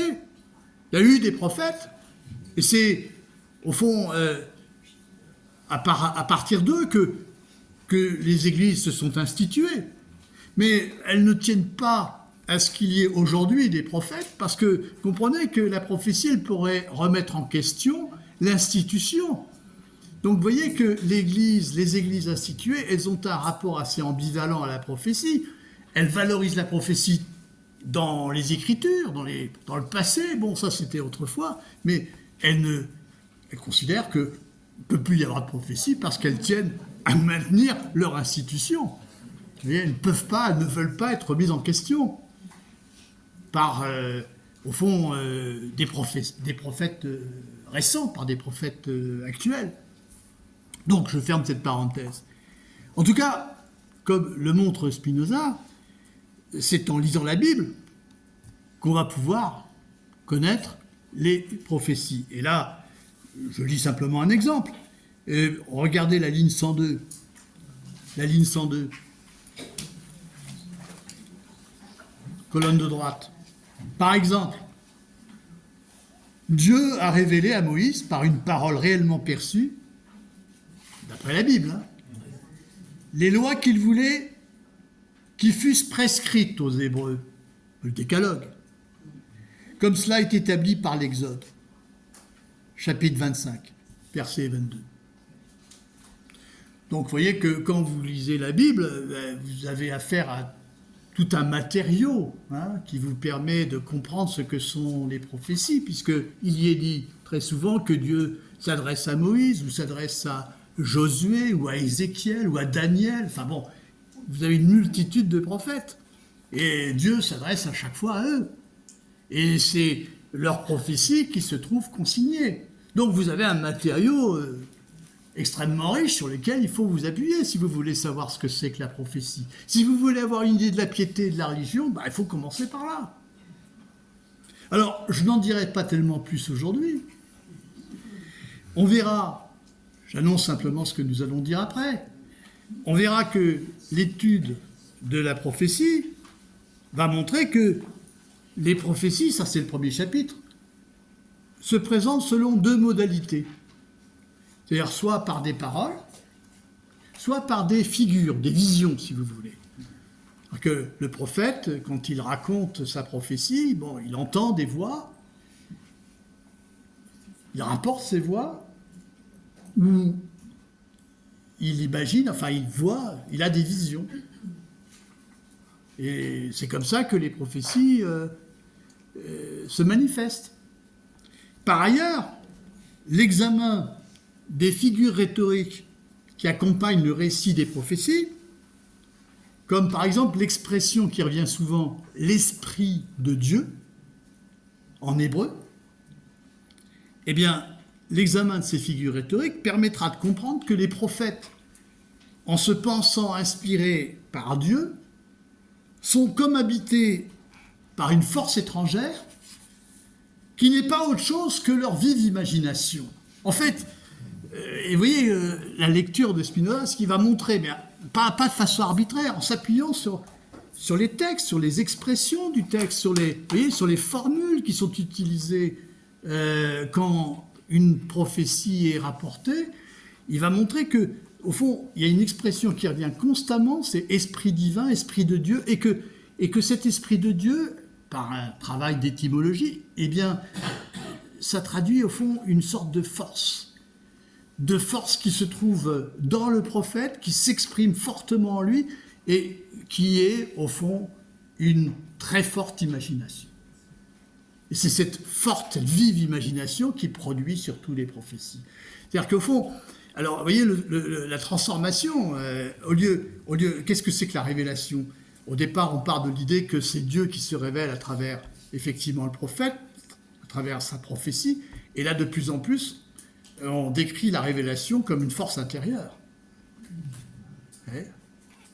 Le changement. Et puis, à la fin du chapitre, eh bien, vous verrez que Spinoza arrivera à la conclusion que la prophétie est essentiellement une production de l'imagination des prophètes. Alors évidemment, cela mettra en doute l'idée qu'il y a une révélation surnaturelle, c'est clair. Cela mettra en doute la certitude de la prophétie sur le plan de la connaissance. Mais, comme je vous le disais, Spinoza ne conclura pas pour autant qu'il faut considérer uniquement les prophéties comme des énoncés totalement faux. Il ne va pas poser la question de la vérité ou de la fausseté, si vous voulez. Il ne va pas conclure que les prophéties sont des fictions purement arbitraires ou mensongères. Vous aviez au XVIIe siècle des théoriciens qui considéraient que les prophètes c'était des imposteurs, qui inventaient des histoires pour pouvoir se faire obéir. Non, Spinoza va montrer que le prophète est parfaitement sincère et qu'il a de grandes qualités morales qui font que les hommes le suivent. Donc ce ne sont pas des fictions arbitraires, ce sont des productions de l'imagination, mais qui n'ont rien à voir avec, les productions de la poésie. Le poète, que lorsqu'il élabore une fiction, il sait que c'est une fiction. Le prophète, lorsqu'il produit une prophétie, il est intimement convaincu qu'il énonce quelque chose de vrai.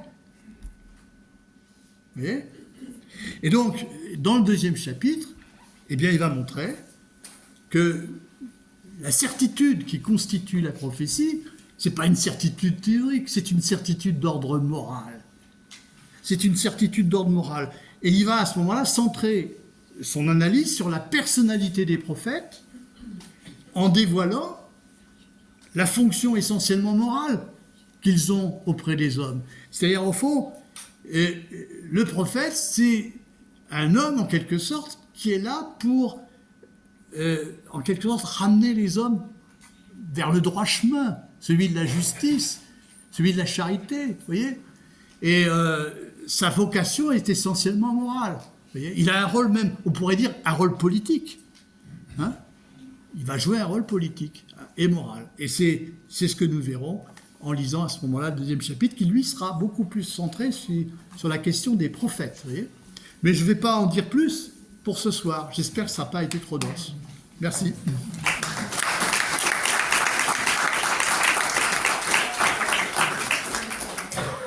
Et je suis à vos questions, si je peux y répondre.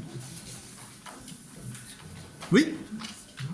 Est-ce que la conception de Dieu par Spinoza, on ne peut pas comprendre qu'elle soit décevante aux yeux du vulgaire, c'est-à-dire de moi, de nous peut-être, qui sommes quand même subvertifs devant le mystère du monde, de l'existence. Même Einstein n'a pas grand-chose à dire sur le mystère de l'existence.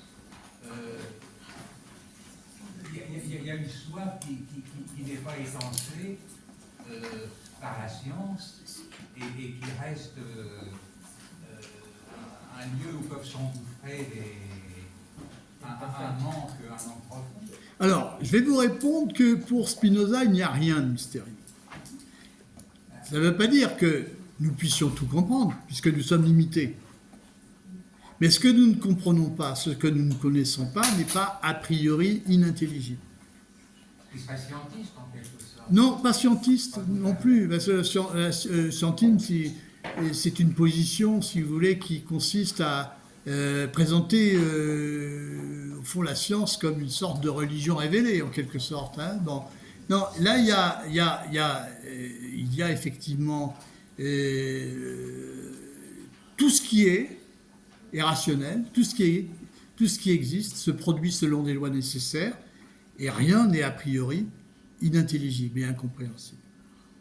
Alors vous pourriez me dire que oui, mais ce qui est intriguant, ce qui est mystérieux, c'est le fait que tout soit compréhensible, que tout puisse se comprendre. Ça, c'était en ce sens-là, à mon avis, que Einstein posait sa question. Mais il était spinoziste, Einstein. Il assumait l'idée que, au fond, la réalité puisse effectivement se connaître, se comprendre, selon des lois. Et que ce qui serait proprement mystérieux, c'est que tout puisse effectivement ainsi se comprendre, se connaître, se plier, au fond, à notre raison, dans la mesure où, évidemment, cette raison s'exerce. C'est-à-dire que ça ne veut pas dire évidemment que nous puissions tout comprendre, parce qu'il y a une telle complexité du réel, il y a un tel enchevêtrement de causes, qu'effectivement, j'ai beau savoir que tout s'explique, que tout peut s'expliquer, ce n'est pas pour autant que je vais réussir à démêler les chevaux des causes qui produisent un phénomène. Hein? Mais il n'y a rien, a priori, qui soit de l'ordre de l'arbitraire, tout a une raison d'être. Tout est lié. Enfin, l'idée que, comment dirais-je, Dieu, c'est l'idée que tout est lié, que tout ce qui se produit est enchaîné à d'autres choses, etc. Enfin, il n'y a pas de phénomène qui se produise de lui-même, spontanément, indépendamment de cause, indépendamment de toute cause. Il y a quand même de l'inattendu. Oui, l'inattendu pour nous, parce que nous sommes ignorants. Qui déstabilise. Il y a du hasard. Il y a du hasard parce que nous sommes ignorants. Il n'y a de hasard que pour celui qui ignore les causes qui se produisent. Je crois qu'il y a du hasard en dehors du fait que nous soyons ignorants. Non, mais en tout cas, pour Spinoza, le hasard n'est qu'une projection de notre ignorance sur le monde. Ça se discute, mais bon. Voilà, l'idée. Non, mais c'est un rationalisme intégral, c'est un déterminisme absolu. Oui, voilà. Oui. C'est un déterminisme absolu. Voilà, il n'y a pas de mystère en ce sens-là. Oui, Alors, on reprendra la question, éventuellement. Oui, en fait, pour rester un petit peu dans la même longueur, il me semble que dans le traité de réforme de l'entendement, à un certain moment, Spinoza met des limites justement au développement des sciences, que ça pourrait gêner justement. Enfin, son point le plus important, c'est l'élément moral, l'élément éthique en fait. Oui. Ça revient d'éthique en fait. Il ne cherche pas, c'est pas un scientiste, c'est pas un développement, il ne cherche pas à être maître de la nature, de tout connaître. C'est plutôt faire en sorte que les gens puissent, disons, régler leur conduite et de façon à atteindre le souverain bien. Que la connaissance est un accomplissement de soi. Voilà, c'est ça. C'est que développer sa raison, c'est pas le but, c'est pas le but, c'est pas de connaître et d'être pourquoi être plus puissant et puis c'est pas du tout ça. C'est que effectivement la connaissance est ce qui nous permet d'être plus libre. C'est un moyen d'une certaine façon pour Oui. le développement de l'intelligence. Voilà. Voilà, Tout à fait, c'est ça le but essentiellement. Il y a un autre point que j'ai noté, effectivement, c'est que tu parles en fait des prophètes en les mettant sur une ligne d'égalité, de toute façon, en disant que c'est, ils sont mus par l'imagination. L'imagination tout à fait forte, qui a des qualités, en fait, qu'il va certainement développer. Mais j'ai l'impression qu'il fait une distinction entre prophète et prophète, et notamment Moïse. Il le traite un peu comme ayant vu Dieu, je crois. Alors, voilà. c'est pas lui. Peut-être que tu vas développer ça la prochaine fois. Ah ben, bien sûr. En fait, c'est pas lui qui fait cette hiérarchie. Oui. C'est d'une certaine façon la religion juive. Oui. Et ce sont des penseurs comme Maïmonide, par exemple, Voilà.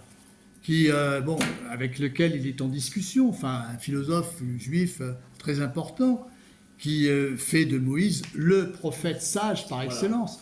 Donc, et lui, au contraire, Spinoza, bon, il prend acte du fait qu'il y a une hiérarchisation qui est faite, mais il va tendre, si on lit le premier chapitre, il va montrer que Moïse, c'est un prophète comme les autres. Il est tout aussi ignorant que les autres. Hein? Il n'a rien d'exceptionnel. Et le deuxième exception, c'est par rapport au Christ, en fait. Alors, le Christ a un statut vraiment très particulier. En fait, il n'est pas vraiment prophète, je pense qu'il a une autre... Alors voilà, là c'est très particulier et très étrange. Mais je pense que là, j'anticipe peut-être sur le... Tout à fait, bien sûr, bien sûr. C'est sûr, je n'ai pas vraiment encore abordé le problème. Enfin, j'ai essayé de poser le cadre, de montrer... alors c'est vrai que ces deux premières pages du chapitre 1 sont assez délicates, elles peuvent paraître un peu ardues, parce qu'elles présupposent tout de même qu'on connaisse un peu l'éthique de Spinoza. C'est vrai que c'est pas simple au départ. Pour quelqu'un qui rentre dans le chapitre premier, il y a quelque chose d'assez déstabilisant. Hein. Mais bon, une fois ce passage éclairé, bon, on peut alors à ce moment-là entrer plus facilement dans le texte. Hein. Alors, il y avait une question. Oui, donc justement par rapport à Moïse, là, dans le texte, là, sur la ligne de 100, il est bien dit que Moïse, lui, entendait la voix de Dieu. Il a vraiment vu. Oui, il a vraiment vu, oui. Enfin, C'est ce que dit la Bible. C'est ce que dit la Bible, oui. Et Spinoza en fait quand même une exception. Ah bah, il est obligé de prendre acte, puisqu'il s'appuie sur la Bible. Mais j'ai eu la même impression. Ah oui, il s'appuie sur la Bible, donc il est bien obligé de prendre en considération que Moïse fait exception de ce point de vue-là, du point de vue du texte. Et ensuite, Mais en même temps, après, on va s'apercevoir que si on prend au sérieux ce que la Bible dit de Moïse, on tombe dans de redoutables difficultés. C'est ce qu'il va montrer. Mais bon, on ne va pas entrer là-dedans tout de suite. Hein. Mais oui, c'est vrai qu'il est assez honnête, il lit la Bible, il prend en considération la Bible telle qu'elle présente les prophètes. Il se bat avec un matériau, hein, il n'invente pas le texte de la Bible. Hein. Il retient des éléments et travaille avec ça. En fait, il se sert au départ de la Bible, des Écritures, comme d'un matériau pour réfléchir à ce qu'est la religion. Vous voyez ? C'est comme ça qu'il la traite. Et ce n'est qu'au chapitre 7 qu'il va considérer l'Écriture, donc la Bible, comme texte intégral, et qui va s'interroger sur la bonne méthode de lecture, sur la bonne interprétation de lecture. Et que là, elle va devenir l'objet même de sa réflexion. Mais avant, elle ne fournit que du matériau. Alors, il y a les prophéties, il y a les miracles, les cérémonies, ce qu'on appelle la loi divine. Voilà, jusqu'au chapitre 7, c'est comme ça. Donc, oui, Moïse pose un problème. Oui. Est-ce que la façon de voir Dieu, ça a quelque chose à voir avec l'élan vital de Bergson? Ah, ça c'est une bonne question. Oui, quelque part, oui. Enfin, là, je vais donner une réponse un peu grossière. Le Dieu de Spinoza, quand je dis Dieu c'est la nature, c'est le dynamisme interne à la nature qui produit toute chose et qui s'exprime en nous par notre désir, par notre force vitale. Nous participons, au fond, de ce dynamisme divin en désirant, puisque le désir, c'est cette force vitale qui fait que nous produisons des actions. C'est-à-dire que l'être humain, comme d'ailleurs tout être, au fond, s'affirme en produisant des actions, comme toute... c'est-à-dire que c'est ce qu'il appelle le conatus, cette force vitale qui fait que nous cherchons à persévérer dans notre être, hein, en agissant. Bon, eh bien, ce dynamisme qui nous est intérieur, il est l'expression à notre échelle de ce qu'est Dieu. Et donc, effectivement, chez Bergson, l'élan vital est quelque chose qui ressemble fort à ce que dit Spinoza, effectivement, de la nature. Sauf que chez Bergson, ça va beaucoup plus dans le sens de la conception qui est celle de la religion révélée. On se rapproche beaucoup plus d'une conception chrétienne, hein, notamment. Et la volonté de Schopenhauer? Comment ? La volonté de Schopenhauer. Ça fait penser effectivement à ce que dit Spinoza.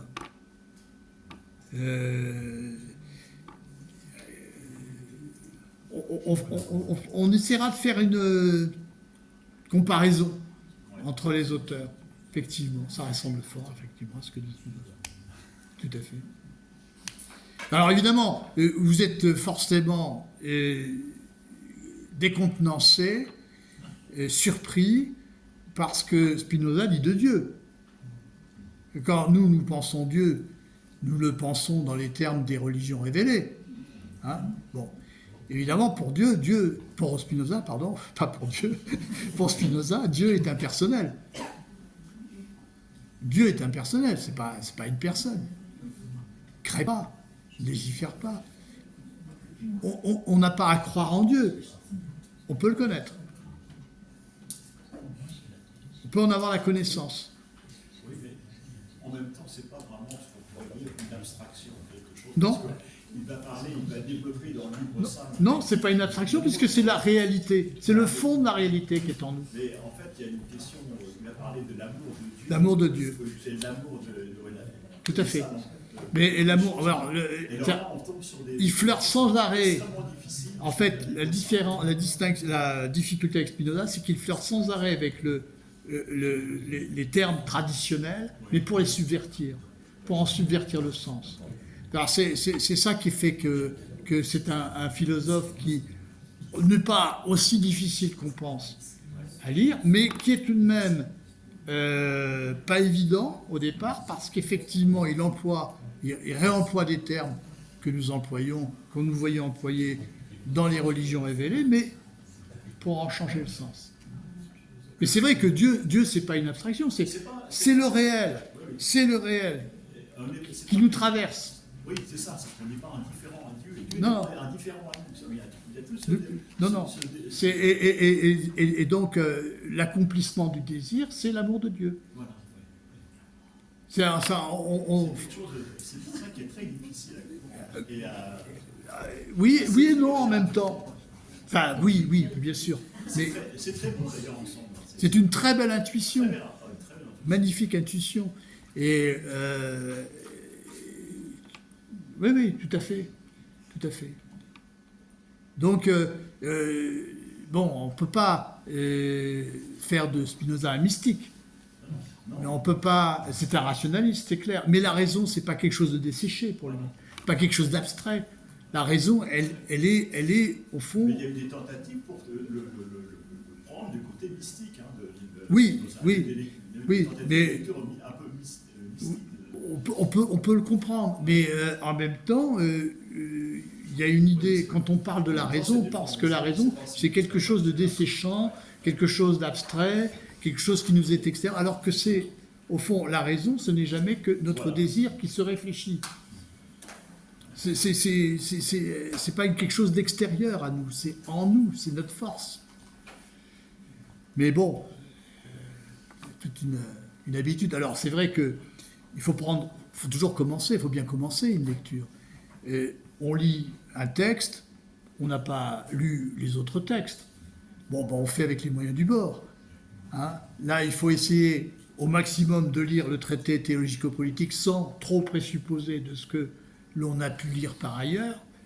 C'est pas toujours si simple, parce que c'est vrai que là, on voyait bien que dans ce passage que je vous ai lu, il y a tout de même derrière une référence au Dieu nature, hein, qui est celui de l'éthique. Bon, mais on peut en dire un minimum. Et on peut avancer dans sa lecture. Vous voyez. Bon, après, vous allez voir que, je dis encore une fois, son travail consiste à déchiffrer les prophéties, d'essayer de comprendre un peu ce que disent les prophètes, etc. Bon, c'est pas trop difficile. Et c'est vrai qu'on est curieux de savoir ce qui peut bien se passer dans la tête d'un prophète. Lui-même le sait-il. Il est porté, il est inspiré de Dieu, il est persuadé qu'il y a une force, enfin que Dieu s'exprime, il est vraiment intimement persuadé que Dieu s'exprime à lui. Bon, alors, et c'est vrai que, regardez, l'évolution du premier chapitre, c'est qu'il part de l'idée que Dieu se révèle au prophète, qu'il est une force extérieure, transcendante. Et puis plus vous allez, plus vous approfondissez votre lecture, et plus vous voyez que Spinoza présente de plus en plus la révélation comme un processus intérieur au prophète, mais qu'il vit comme quelque chose d'extérieur à lui. Vous voyez ?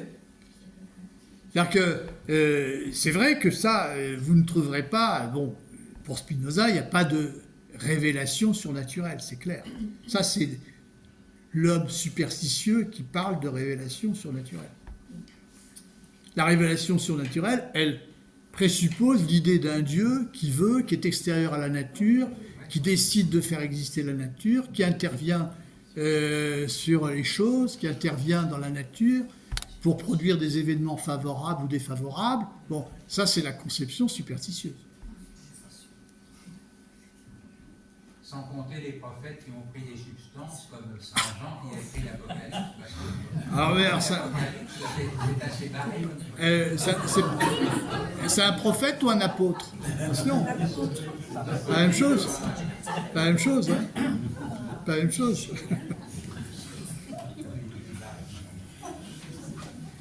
Alors bon, est-ce que vous avez d'autres questions? Est-ce que ça vous a paru très difficile? Ah, un petit peu, mais bon, pas trop. Bon, alors on continue comme ça et je vous vois la prochaine fois le 18. Bon, alors, regardez bien le site d'internet de Philopop. Et je vous dis à bientôt.